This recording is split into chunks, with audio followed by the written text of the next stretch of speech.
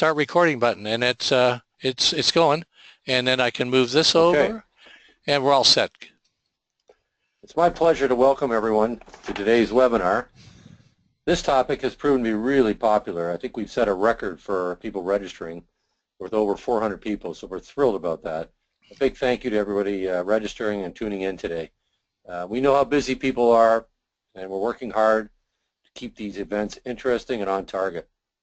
We do encourage questions, so please use the question and chat tools in your webinar console. I'll be monitoring and collecting them for a question and answer discussion afterwards. A housekeeping item that we always raise: if you are dialing in on your phone, please mute your microphone on your computer. We have had some background noise in the past, and this is one way that we can prevent that. A little bit about our speaker. One other housekeeping note: we are recording this webinar, and everyone who is registered, who's attending today, will get a link to the recording. So no need to worry about that. Anybody who attends today will be getting a slide deck, a PDF version of the slide deck as well. Okay? So Min Bassiter spent a lifetime in innovation. He started his career at Procter Gamble more than 40 years ago. Over the years, Min has collected a wealth of experience and stories working with some of the largest companies in the world, all the while maintaining a strong academic and applied research focus that is the backbone of the Bassiter profile and Simplexity thinking. One area that our workshop participants always seem to enjoy are the many stories Min tells to teach how important business problems were uncovered, innovatively solved, and implemented successfully. Today we're going to share some of these stories with you. Some of you may have heard them before. For others, this will be the first time. We also want to share with you the very beginnings of Simplexity thinking, how the process came to be, and built on the early work of Alex Osborne and Sid Parnes. Thank you again for tuning in, and we hope you enjoyed the presentation. Over to you, Min. Okay, Bob, thank you. And I'm going to click that to make sure it goes. And thank you, everybody, for tuning in and registering. And it's a lot of fun to share my ideas and hear yours. And it's an honor for you to tune in. Agenda: how did I get here? The good old P&G days, which were really fundamental. My laboratory, what we call Simplexity Ground Zero, how it all began, starting with Sid and Alex, and then the story sharing, real results. The stories are not for fun. The stories are discovery. There's no way to discover than be there and you say, oh my goodness, I can't believe what I heard just now. So sharing what I've learned and maybe some next steps. My favorite, well, not the, but one of the best, Woody Allen. 80% of anything is just showing up. And that has a lot to do with the creative process and has a lot to do with what happened to me. I was one of those people who worked hard at studies and whatnot, but when it came time to a fork in the road, not sure what I wanted to do. And so you show up and see what happens. So here we go. It all starts for me in a place called Kirkland Lake, Ontario, which is quite far north in Ontario. It's close to Hudson's Bay. The reason it starts there is my parents were Yugoslavian immigrants to Canada, couldn't speak the language, etc., get a job up in the mines, the gold mines of Kirkland Lake. And I was born there and got a Yugoslavian name, which was Marijan, M-A-R-I-J-A-N. Easy translation in English, but my parents, instead of that, called me Marino, which didn't matter in Kirkland Lake. It's a bunch of Yugoslavian immigrants and Serbians, and so I had that, and it became a problem later. And we moved to Toronto. I was 4 years old. The mine shut down. Had to go somewhere. All overnight train Toronto. No more bush, streetcars, buildings, etc. But now that name Marino became a bit of a problem. Everybody else was George, Tom, Bill, Harry. Their parents were from England, Ireland, Scotland, Wales. It was a totally British community. And now this name Marino became a little bit like a funny name. So that's okay. Next thing is, you must be Italian, huh? So I ran home. I never heard that. And I could see my parents. I talked to them and I said, are we Italian, huh? And they looked at each other and said, no. I said, what do I tell them? Tell them you are Yugoslavian. I memorized that. I ran back and I said, we're Yugoslavian. Guess what they said? What's that? Now I don't know what it is, and I got to explain it. So I got a little problem being different, and I got a problem to solve. That's okay. The next thing that happens is that I start liking baseball a lot. Hockey's okay, but baseball is great. I began to play in the minor leagues, Pee Wee, Bantam, and I began to read up, and I found out that the most awesome team in baseball was the New York Yankees. They won the World Series 5 years in a row, and they were very, very boring because they won all the time. And how? By buying the best players. So I resolved to be against them, and I began to identify with the Chicago White Sox and Cleveland Indians, who brought up the first Cuban baseball player in history to the major leagues. He was a fun-loving ball player. He would steal bases, and he would get awards for the most times hit by a pitch ball on purpose to get on first base. So he made it fun. And his name was Orestes Minoso. And to get rid of the Orestes, they began to call him Mini Minoso. And by my defiance, they made me Mini Ambassador. So that's where the word Min came from. My sons are Steve, Tim, and Bob. And so that ends that story, but I did solve that problem in kind of a crazy way. Well, what happened was I went into engineering, as the previous slide showed. And why did I do that? Well, I didn't know what I wanted to do. When it came time to leave high school, there wasn't anything drawing me, and somebody said, go into engineering, you'll probably get a job. And when I asked what the hardest engineering was, it was engineering physics, and it was hard. I survived 4 years of learning how to pass exams without knowing why. Everything was algebraic, the X's and the Y's and the Z's and Z's, and you had to figure out how to make things equal zero. I kept on doing it, passing, and in the end of my 4 years, I'm worried I may never get a job. Please, I don't know how to do this, and they'll probably fire me. Ended up with a lot of interviews, and most companies were not asking for algebra. They were asking for people who wanted to solve problems, like their products, work hard with people, and I ended up at a place called Procter Gamble in Hamilton, Ontario. And they offered me a choice. Remember, I don't know what I'm doing. The choice is, get a job in the plant. We can use you there. Now, I knew what a plant was. I'd worked in factories. Over here is something called research and development. I'd never heard of it, so obviously I'll go there. I'll show up and see what happens. It was fun. All we did was solve problems every day, most often involving people, making improvements to Oxidol, trying to find a brand new formula for this, helping sales sell something brand new, working with the factory to help them make a new product. It was all fun, and I was enjoying myself a lot. And my boss said to me after 4 or 5 years, we're going to send you down to Cincinnati for a couple of years if you like. And I said, of course I like. I'm coming back. And we headed down, the family, down I-75 to Cincinnati, Ohio. I ended up in a brand new division for the company called Industrial, which was very different from selling to consumers in the supermarket. These would be people who owned factories and big laundries. And so I got in there, and I was one of the fledgling members, and I began to enjoy myself. It was very fast-paced, not too much infrastructure. We had sales, and they would call me back and forth, new product, put in a drum, and I was having a really good time. Now, I began to also discover things about why things worked and why they didn't work. And one thing I discovered that even though you've got very brilliant people you're working with, often there are little gaps in what we know. And one thing I understood by doing was the hot wax. Here's the hot wax story. I'm working in a lot of laundry things, and one day my boss calls me in, and Charlie says, hey, we're going to give you a new assignment. And he said, yeah. I said, what is it? And he says, you're going to lead the automatic car wash group. And I said, I didn't know we had one. And he said, we got stuff you wouldn't believe. We're trying to get going in many different areas. And automatic car wash is going to grow, and we're not in it. And the reason we're not in it is we don't have a hot wax. Our sales guys say that they need a complete line of about 5 products and to sell, and we don't have a hot wax, and they can't sell. Now, the situation is that we have a couple of chemists who've been working on this for about well, not 5 years, year and a half. And they keep telling us they need more time, they need more time. If there's anything you could do to speed that process up, please do it, okay? Now, here's the situation. I didn't know what a hot wax was. I had never ever been to a car wash. I had just simply I washed my car by hand, so I knew nothing.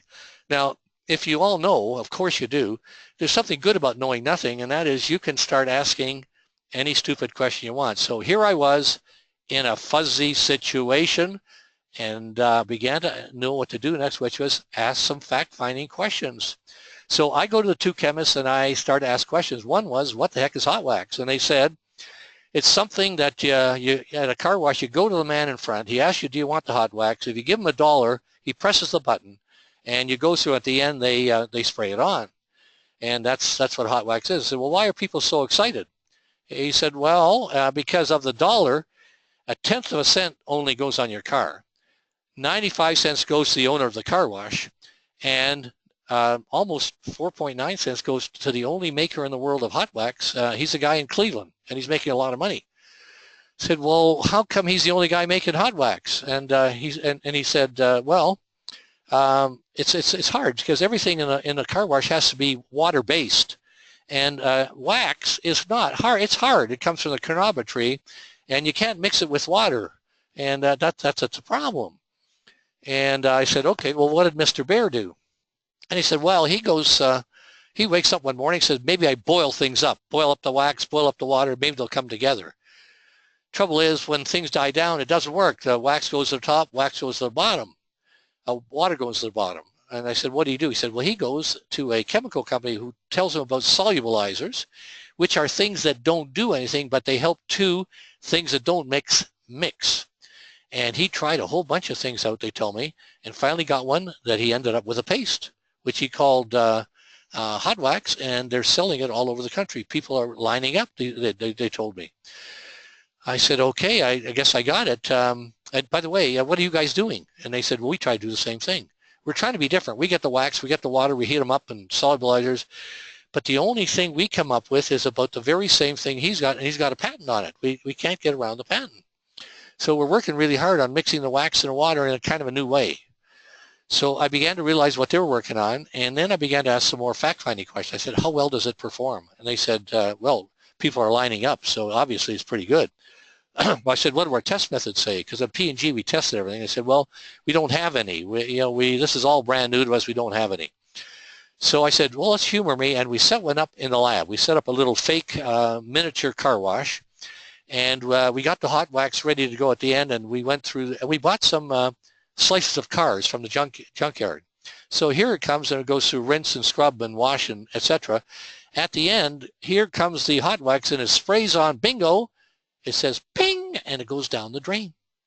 Can't see anything on the metal. We tried again, different pressure, different kind of temperature. 5 hours later, nothing, everything goes down the middle, ping, down the drain. We're now concluding a new fact is that this product doesn't seem to work in the laboratory. We got a big car wash. We had 100 people with their cars. 50 went in with, 50 went without, and no difference at the end. A new fact was we can't make this thing work anywhere. Wow. Now we've got to go to ground zero, which is let's start over again. And we started to gather facts. One thing we did, we visited a Western auto store, which at the back had the car wax section. And we went back there and found there were several brands that came in little tins. And if you read, it's like Simon Eyes, you read it said contains silicone, active ingredient. So now we looked it up, and sure enough, if you put silicone onto metal, usually, of course, by hand, it's going to polish up. But we got the problem now that silicone doesn't like water. We found that out. And in fact, it's sort of a spray you put on to keep your shoes clean when it's windy and rainy. But anyway, we did more fact-finding. We went to Dow Corning, who we knew made silicone, and they joined us, and they told us something we didn't know. They said, you are in luck. Our chemists have just attached a water-loving arm to the basic silicone water-hating molecule, and they've made the fusion, and we have a product called T22 that now is a solution. Don't suppose you're interested. Well, my heart began to beat very, very fast, send in a gallon, and we were ready to try it out in the lab. At the end, here it goes, whoom. It didn't bounce, ping. In fact, it stuck almost like glue. It's hard to get it off. New fact triggers new ideas. Now, here we go. We spent a summer taking a silicone material that does like water and running all kinds of tests to make sure it was a balanced formula, and we ended up showing that we did have an advantage for a car. We called it Hot Glow. We gave it a lemon smell to make it like Pledge. We gave it a lemon color to make it like Pledge, and it began to sell very, very well, called Hot Glow. Well, now the men in black came down, the people in black, and they were the patent attorneys, and they said to me, guess what? Your management wants us to go for a patent. And I said, that's great. They said, we think we can get it. Guess who we're going to give it to? I said, beats me. And they said, we're going to give it to you. Now, I said, well, why me?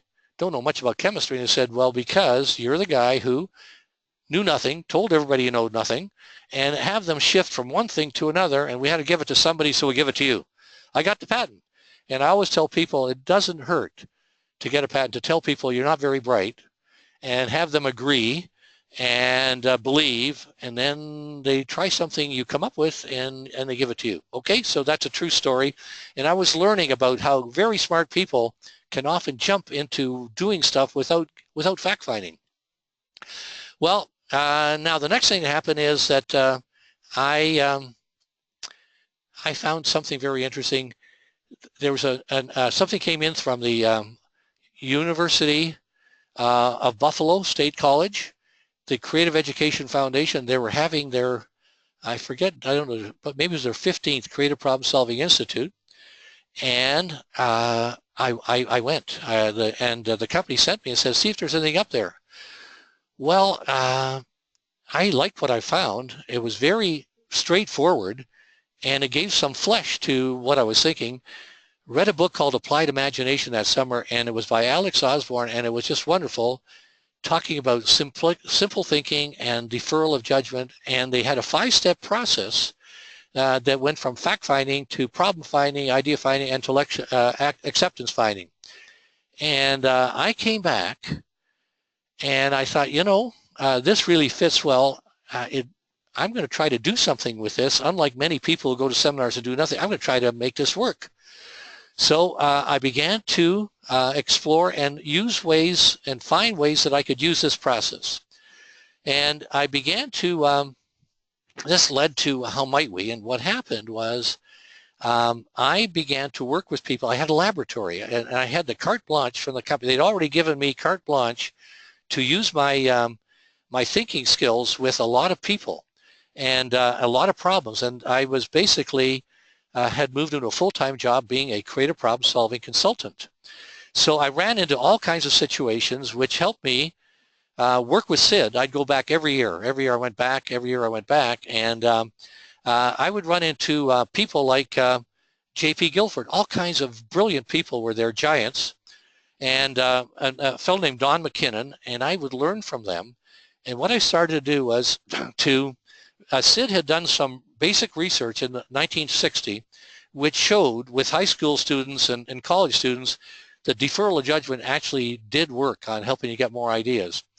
So what I began to do was maybe I can work with Sid and we can start developing this idea, this process in the real world. And for the next several years, I had all kinds of opportunity to experiment and make it work in the real world of Procter Gamble. Now, I began to find out things like a very important thing was problem finding. It was called deliberate change, and in order to be innovative, you can't wait for problems, you have to find them. And we had all kinds of work going on inside of P&G where the first step was problem finding, look for opportunities, and we called it deliberate change. The next thing was that most problems that you found were very fuzzy, and the fuzziness was tough to come to grips with. And the key to it was problem definition. I began to put great weight on problem definition, and this is where we developed things like the why, what's stopping analysis and challenge mapping to help people see the bigger picture, and it really resonated with people at P&G all over the place, from scientists to manufacturing managers. And then I discovered that what Sid had taught us was, in what ways might we? And I liked that, but I discovered that if I tried how might we, it was much quicker and had a lot of appeal to practicing managers. So I began to work with the phrase how might we, and I found myself in all kinds of situations where this process worked extremely well, and I developed quite a following inside of Procter Gamble. Now, with Dr. Guilford, I had a chance to speak with him and learn about his structure of the intellect model. Because like everybody else, I thought IQ is only one way to measure intelligence. He had developed 120 different ones and had developed 4 fundamental thinking skills that we have, including divergent, convergent, that's called evaluation, learning by doing, and learning by theory. And this became kind of a fundamental building block for me, which I'll get to later on. Different ways that we can learn, get our knowledge, different ways that we can use the intelligence. I began to find real results, and the company kept encouraging me, keep on going, keep on going. And one of the first things I ran into was a problem called Irish Spring, which many of you will have known about. And if you haven't, it's the best illustration I could ever have about how we are. Our competitor, Colgate, came up with a product called Irish Spring, which became the huge winner, the best winner in the whole field of soap. And P&G was scooped. The product was green stripes, and you can see the man would come out and show you how to shave it. You can see the green stripes.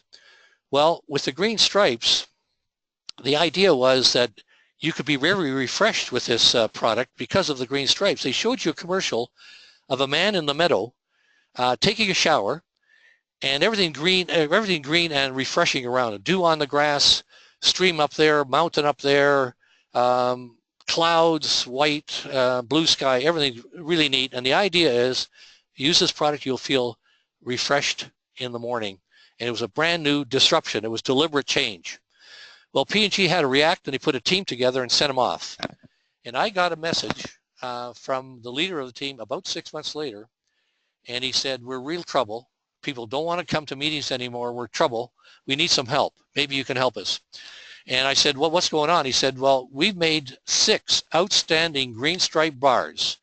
And every time we match them against Irish Spring and we do a consumer blind test, we come out even. We can't beat them. And the company rule is you don't go ahead until you can beat them. And so really, really stuck, and we need something badly, 6 in a row. So we had a session, and it was fairly obvious that they had started with and kept, how might we make a better green stripe bar? This was kind of our beginning point. And what we did was we used the why would stopping analysis. And in the morning, we had a day. In the morning, here's the team, and I'm the facilitator, and I would say, team, why might we want to make a better green stripe bar? The team has to answer. And they said, we have lost market share, which led to how might we regain market share? Very good. My job is to say, excellent job, guys. Let's diverge a bit and tell me, why else would you want to make a better green stripe bar? Well, the answer came back very hard. They couldn't think of it. And I'm sweating away, and I'm thinking, how do I jostle them? And I thought, let's pretend we're somebody else. Let's pretend that we are a consumer. And why would a consumer want a better green stripe bar? And somebody finally said they want to get more refreshed. And that led to how might we make a more refreshing bar? Now, they did a lot more than this, but if you ever want to think of out of the box, this was totally out of the box. The aha on this could be heard for miles around. The team had discovered a much better problem definition. It was one in the middle. When they chose, they picked the one in the middle. Now, what the one in the middle has, of course, is many more options than the one in the bottom, but which one has the most options is the one at the top.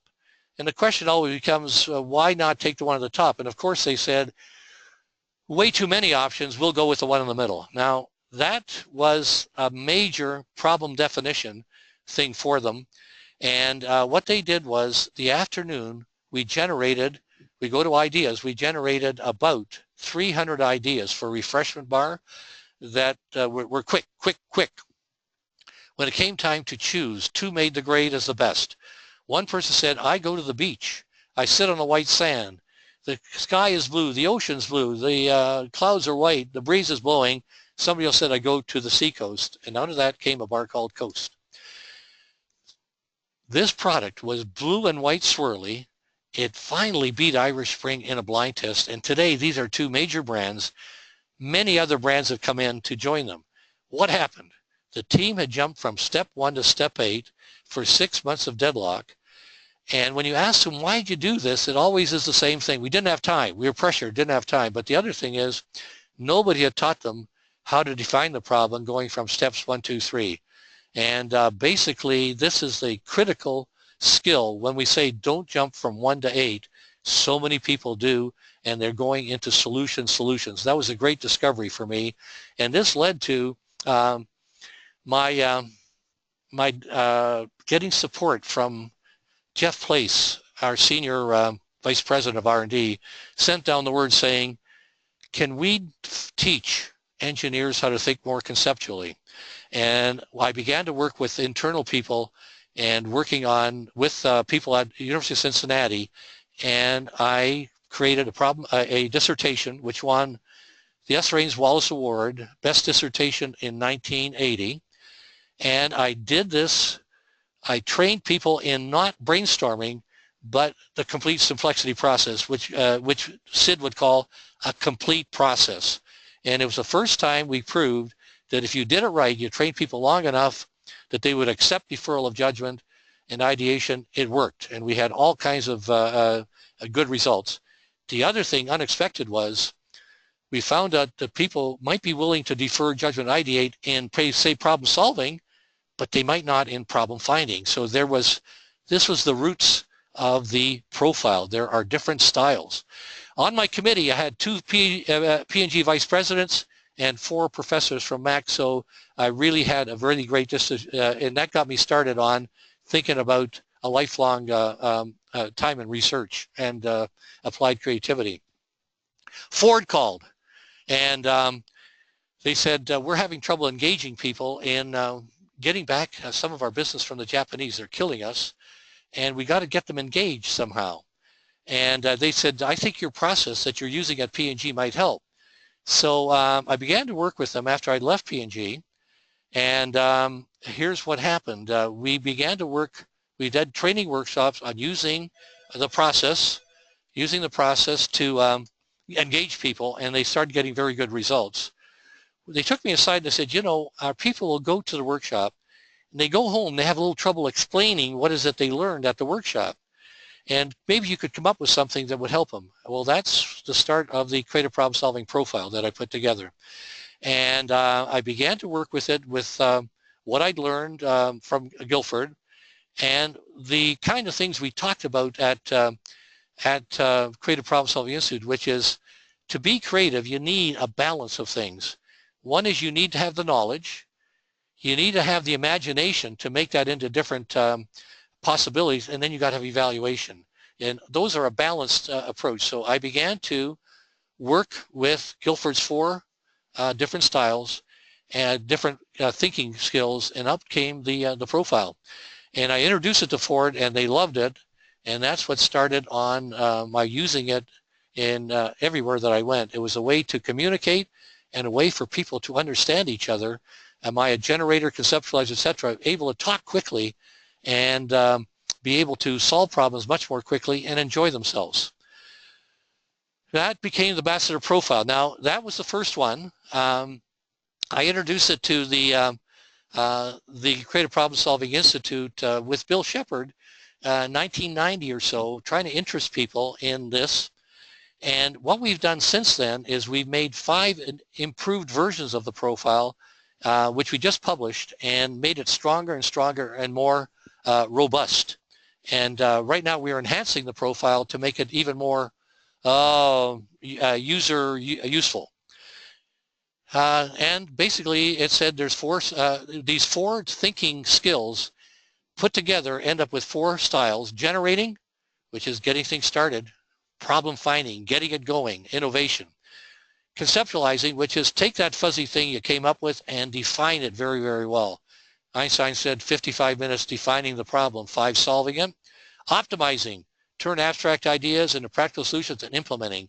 And we are working with it as the basis of the simplicity process ever since. Now, everybody's a preferred stage. This will not be new to many of you, but we end up with styles which are generating, conceptualizing, optimizing. We're all blends, but that we trigger those various ones depending on what we like best.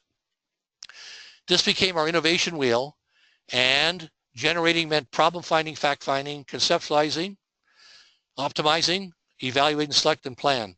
And what I discovered when I was at P&G was problem finding was critical also, so was action, and so were planning. You had to use those things, and that's what developed the entire wheel.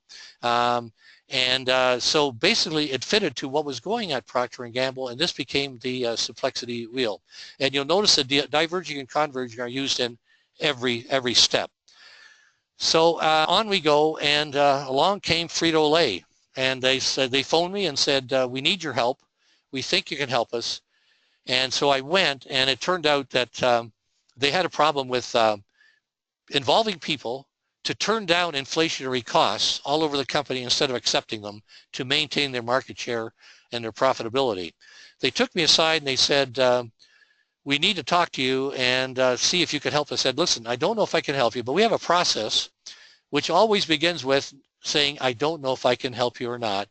We have something we do where we start with a fuzzy situation, which is what you've got, and we do some fact-finding and problem definition, which we call a pre-consult. And out of that, you see what we do, and you'll have a chance, we'll have to help you figure out what you really want.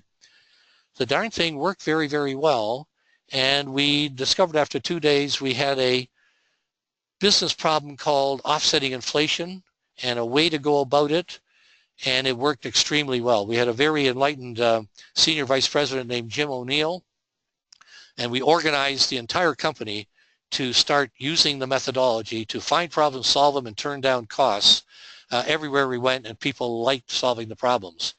Now, they had a celebration a couple of years later, and they said, let's tell you a story about consultant number 37. And it turned out that they'd invited 36 people in earlier than I. Every one of them had a solution that they wanted to give them. Team building, high performance systems, Six Sigma, you name it. You're the only guy who came in and said, I don't know if I can help you or not. And we found out your process was very different in that you engage people in the first 3 steps. Most people had a solution already. So that was real validation to this process works if you let it work for you. Somewhere along the line, we tried to give it branding. This is called our S-ball. So this is in the 90s. And we were trying to communicate. It was difficult, 5 S's. And we used that for a while and didn't quite work for us well. And then finally we went and we made a new logo. This is the early 2000s. The man's head with the circular process. We called it Ambassador Applied Creativity. And it's revolutionized how people think and work together. When I left P&G, I thought I'm going to form the Center for Research in Applied Creativity.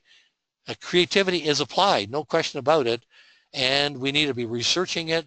And we're trying to make real inroads in the real world on how people think.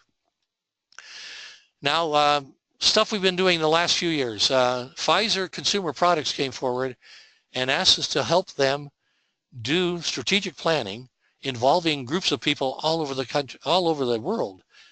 Peru, Japan, Australia. They all had these places, and they wanted to get them aligned on strategic planning. And we would go and work with the business people in each one and try to get them in alignment on what was their mission, their vision, and what were their goals. And they were pulled together into one overall umbrella. But the problems were different because Japan would have a 1% market and need to grow. Australia would have a 35% market share and try to keep what they've got. And we worked them all together so they could meet very stretchy targets. And some of these things caused major changes in how they ran their business. So it wasn't incremental, it was major. Some of these places said, you know what, we're going to have to get rid of our sales force and we're going to have to do something different. Major problems, but they did it at the strategic level, not the lower level. We've had a lot of success in healthcare, US and Canada. An example would be at Juravinsky here in Hamilton, getting people together, get them together, from physicians at one end all the way to billing clerks at the other end, and lead them through the process and have them look at the process, watch the patient go through, and get them all together and start using their creativity to whatever the subject is. This one was reducing wait times. And after a few months, we would end up with 34% reduced wait times, major improvement in cost. So we've done that in many, many places, and it's applicable to, the process is applicable in many, many ways. About 11 years ago, I ran into a fellow named Mike Goldsby. He came to one of my seminars, and he was a professor at Ball State in their business school, and he was teaching entrepreneurship, and he discovered this process is perfect for entrepreneurship, starting with problem finding and problem definition. And he brought it in, and he began to teach the, especially the capstone course, which was called strategy. And he taught them not about strategy, but how you use the simplicity process to create strategy. It grew and grew and grew, and Mike comes back each year. We work in level 3 training. He and I have now written a book, which is how anyone can become an entrepreneur, and anyone can bring on entrepreneurship in their company or outside the company. And he's now, he reports to the president now. We are training people in Ball State, no matter if they're physics people, social sciences, they can be anybody, but to bring entrepreneurial thinking across the university and maybe become the first entrepreneurial university in the country. Okay, so that's another example of what we've done. This one we featured recently. We have a very enlightened bunch of people in a city, a small city called Pelham in Niagara, and they found out about us by referral, wanting to become the best, most innovative town in all of North America. And they would come over, and we brought them over, did a pre-consult with them, and discovered in the problem definition that they wanted this badly. The mayor wanted it, everybody wanted it, and the idea was we need a process. And we began to work with them, and now the town of Pelham, the city council, the council has been trained, the mayor's a strong leader, the CAO is a strong leader, Mayor Dave and Darren Ottaway. All the staff has been trained, and they use this continually, the process. So instead of having a big fight in the council chambers about yes or no on this, the mayor takes the pen out and he's got a flip chart and says, now let's talk about the facts. And they use the process to all agree on what's the problem, and then work together on getting solutions. So the fighting is taken out, and they are now extending this to all kinds of problems that they have. They use teams. They're using it to engage the public in doing problem solving, and they use the process on the fly. They might be in a dump truck running someplace to an incident and discovering a new way to solve the problem rather than a more lengthy standard way. So this is another thing we're doing, and we hope that this kind of this is a wonderful way to run a government. And the only thing is, how do we export it and get more people to give it a try? Because so much of what we do is learning by doing. So Bob, I'm hoping that I've hit most of the things we talked about. And the last slide is, I just want to take a few minutes on it, not hit everything here. But my learnings overall, basically how hard it is for all of us to think and talk simple. When we're kids, we do that, but as we grow into adulthood, we start thinking that everything needs to be more difficult. And we start using bigger words, and we start discounting ourselves. We're in a meeting and you think of an idea and think, you know, it sounds good, but nah, somebody else would have said it already. And we find out the guy beside you says that idea 2 minutes later, and everybody thinks it's a great idea. So we discount ourselves, and the idea is when you're doing problem solving together, you got to be able to have people defer judgment around you and entice people to say whatever they think because it's going to be valuable. And the idea is to trust the process. This process works. And it's essentially you've got a bulletproof shield. If you run into a problem, you've got a bulletproof shield because you've got a fuzzy situation. You know what to do next. You move into fact finding and let the process work for you. It's going to get yourself somewhere. Never go 1 to 8. This is over and over again what happens when people feel pressured, which they often do, and they jump from 1 to 8. And after a while of real consternation, it may be too late, but they've wasted an awful lot of time. And if they do 1, 2, 3, which is what I try to teach people all over the world, and it's not taught anywhere in engineering, it's not taught anywhere. 1 to 8 is not taught. We are taught solutions. You go to Harvard Business and they say, here's how you do it. This is the right way to do it, whatever it is. So that's the key. And things I have believed and I have proven in research is that deferring judgment is the trigger. It triggers everything. It triggers diverging. It even triggers evaluation. And it's vital for everything. It triggers don't go 1 to 8, but it has to be internalized. The training has to be strong enough that people accept the deferring judgment principle and doesn't just nod their head, but they make that work for them every day of their life. And the other thing I found out is that people love to solve problems. They love to solve problems if you give them a chance. When I went to Japan with my first sabbatical, I talked to several companies that had great employee engagement processes that they implemented, and they would get teams of people and give them a chance to solve problems. They would find their own problems, work-related problems, solve them and implement them, and it was called a suggestion. And it would not be unusual for a team to solve 50 of them in a year and get them implemented. And so I said, this is remarkable, and you must have made a huge amount of money in this process. And they said, yeah, we do. We know we do. But I asked them how much. They didn't know, and they said, I said, well, what's the main reason then that you have this this program? And if you can guess, they said motivation. Letting people use their creativity to solve problems on the job, real problems of their own, inspires motivation. And people get motivated. I said, where'd you learn that? We read your textbooks.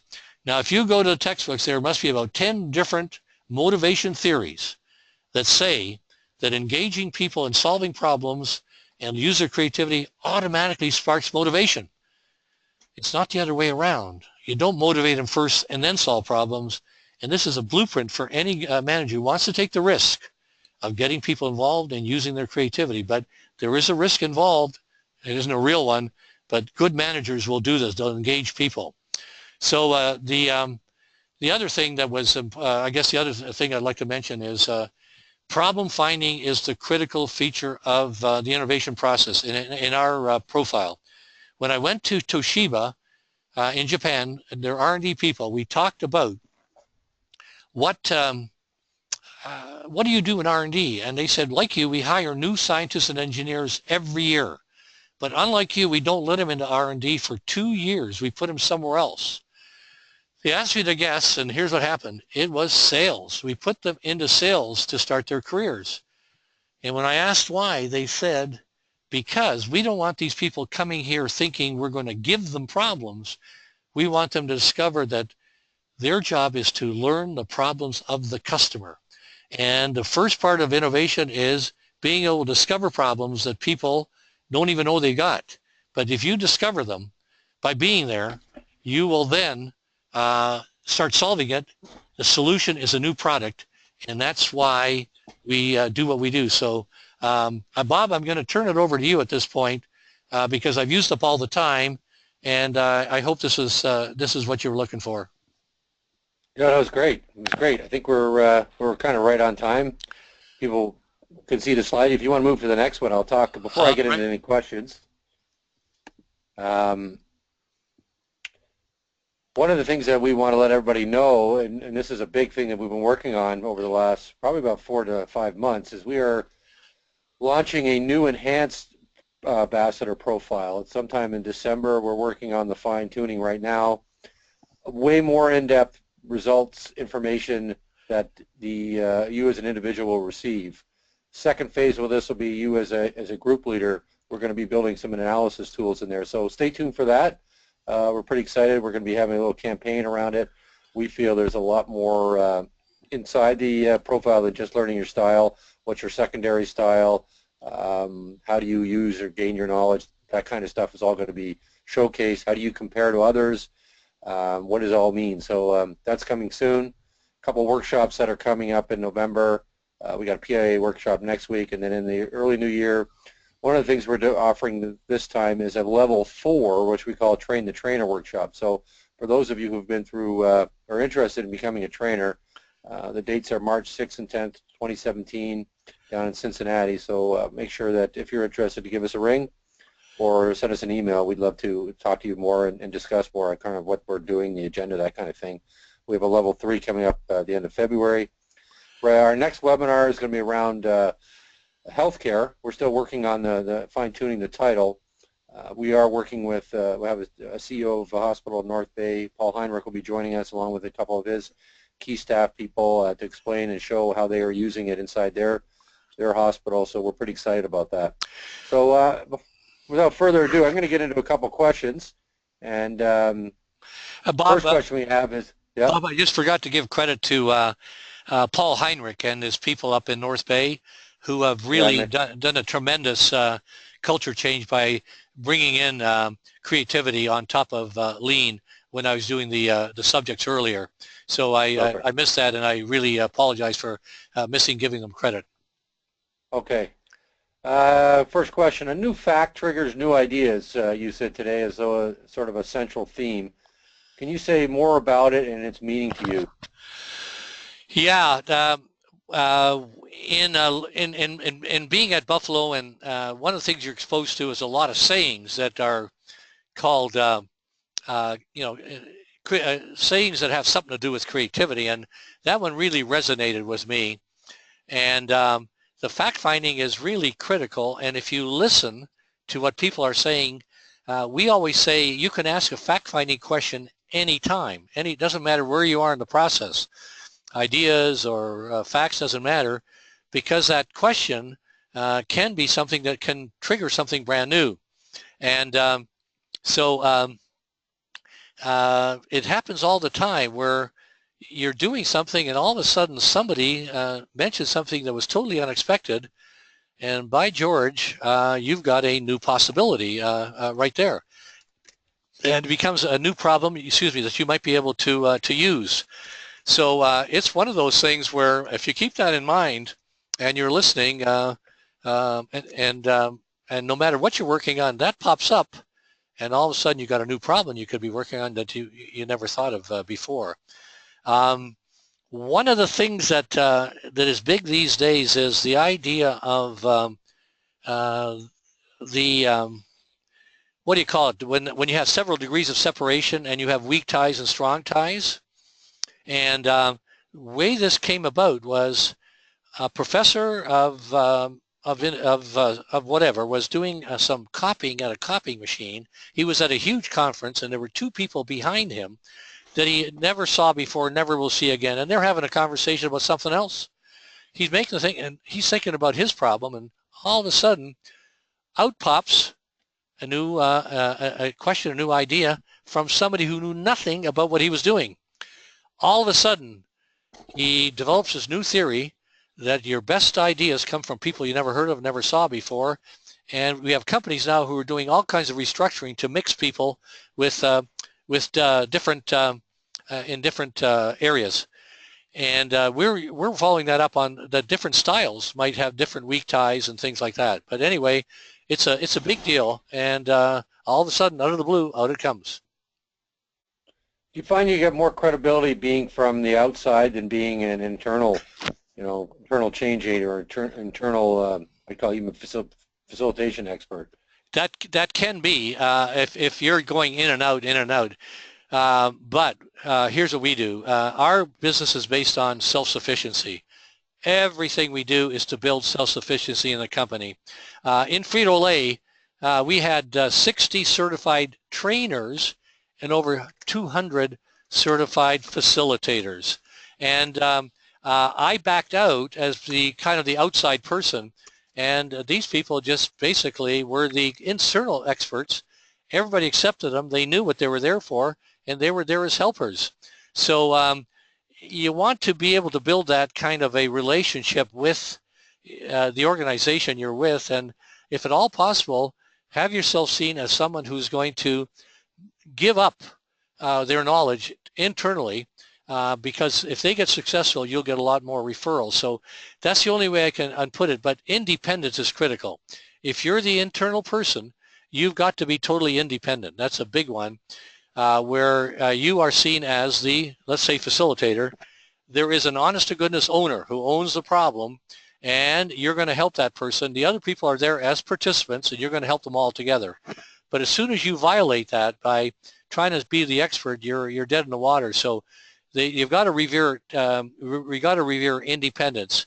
So of course, if you're an outsider, I guess you're totally independent, but they still may be looking at you with akimbo if this guy's trying to sell us some stuff. So building a relationship is really key, and so it's not exactly as if you're in there, you're the expert, and boy, oh boy, you got a problem already. Here comes our outside expert, and they start, but you got to, that relationship has to be down quite quickly, that you're there, as we used to say, you're not the sage on the stage, you are the guide on the side, and people will go for that if you give them that you're trying to learn as much as they're trying to learn at the same time.